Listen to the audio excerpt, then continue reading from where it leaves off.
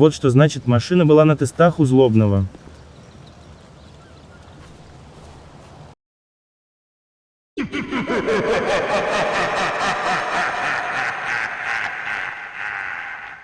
Всем привет! Появилось небольшое окно в тестах и монтаже. Решил заполнить его тестами Bravado Buffalo. А то как-то нехорошо получается. В субботней рубрике машина уже была, а тестов все нет. Исправляю это упущение. Buffalo относится к классу спорткаров. И нет, у Франклина из сюжетной игры была другая, более современная модель Buffalo. У машины нет тюнингованной версии. Тайминг тоже отсутствует. Искать следует в Вайнвуде, на шоссе в черте Лос-Сантоса и в округе Блейн, а также в Палетто-Бэй.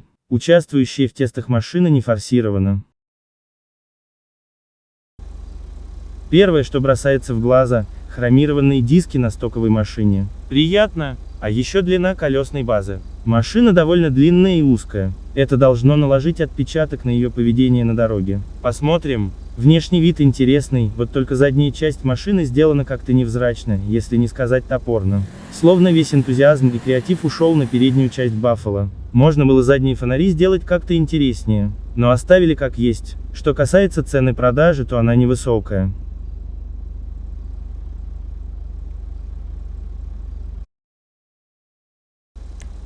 Тюнинга совсем немного. Хватит сделать машине более спортивный внешний вид.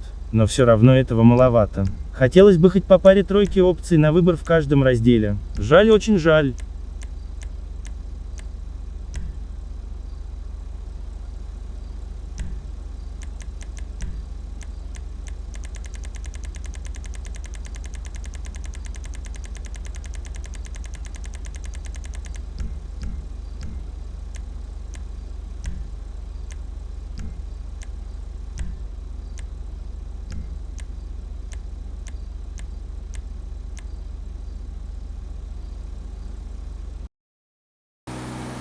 У меня складывается впечатление, что на максимальной скорости Buffalo едет почти бесшумно. Не слышно рева мотора, как у большинства протестированных машин.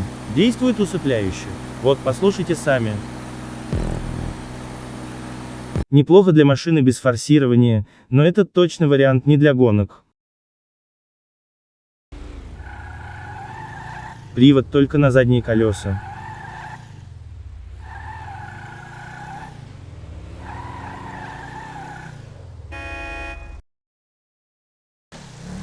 А вот теперь поговорим о длинном корпусе Buffalo.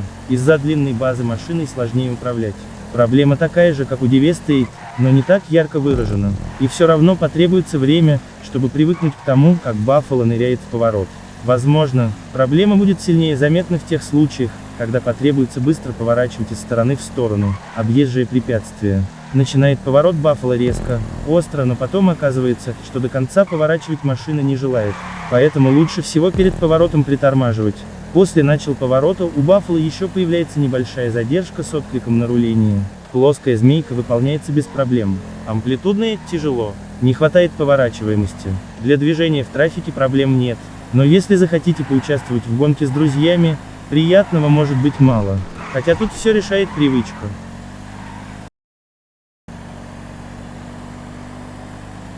Тормоза средние по эффективности. Buffalo не очень скоростной автомобиль, но проскочил при торможении немало.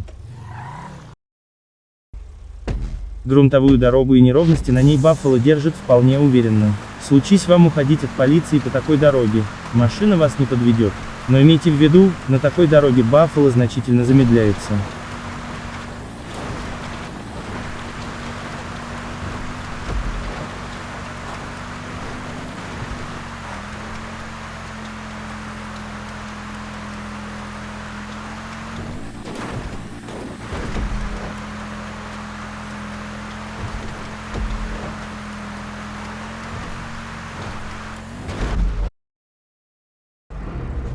В целом машина неплохая. Уверен, и поклонников у нее найдется немало. Примечательный внешний вид, классные хромированные диски в стоке, неплохие показатели маневрирования в трафике, немного тюнинга. Все это можно записать в плюс машине. Ну и тот факт, что машину можно угнать у ботов даром.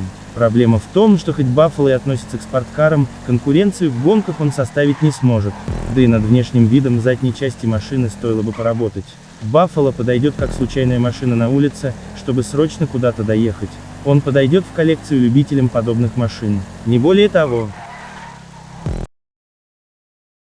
Старшая модель Buffalo, Buffalo S, как у Франклина, даже выглядит интереснее. В дальнейшем сравним, будет ли она лучше обычного Buffalo. Чем не тема для одного из видео. Кстати, может быть, вам встречался Buffalo какого-то необычного цвета. Напишите в комментариях, какого цвета была машина и где ее нашли. Думаю, многих эта информация заинтересует. Я же прощаюсь с вами. Увидимся в новых видео.